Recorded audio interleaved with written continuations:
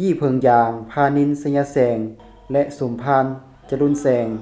นักชกสโมสรลาวล้านสร้างประกาศสักดาคว้าแชมป์ในการแข่งขันกีฬามวยสากล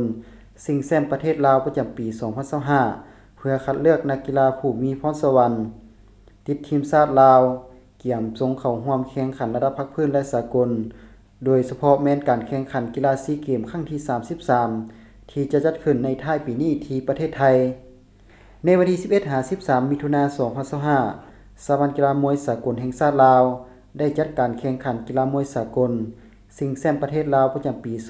2025 ขึ้นที่สโมสรกีฬาในห้องกองทัพหลัก5เมืองไสสถานะครหลวงจันทน์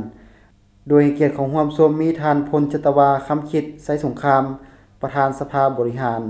บริษัทเบสเทเลคอมกระทรวงป้องกันประเทศประธานสหพันธ์มวยกีฬาสากลแห่งประเทศลาวท่านศรีจันทร์จิตตปัญญาว่าการแทนหัวหน้ากรมกีฬาระดับสูงกระทรวงศึกษาธิการและกีฬาและมีบรรดาคณะบริหารงานสหพันธ์กองชมกองเชียร์แต่ละสโมสรเข้าร่วมรายการนี้มีนักมวยเข้าร่วม15ภาคส่วนในนั้นมาจาก3แขวงคือแขวงบุรีคำไซสารวันแขวงบ่อแก้ว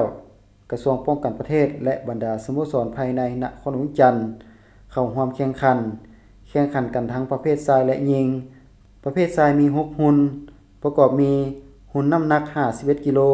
54กิโล57กิโล63กิโล69กิโลและหุ่นน้ำหนัก75กิโลส่วนประเภทหญิงแข่งขัน1หุ่นคือประเภทหุ่นน้ำหนัก50กิโลผ่านการแข่งขันผลปรากฏว่าประเภทหญิงหุ่น50กิโล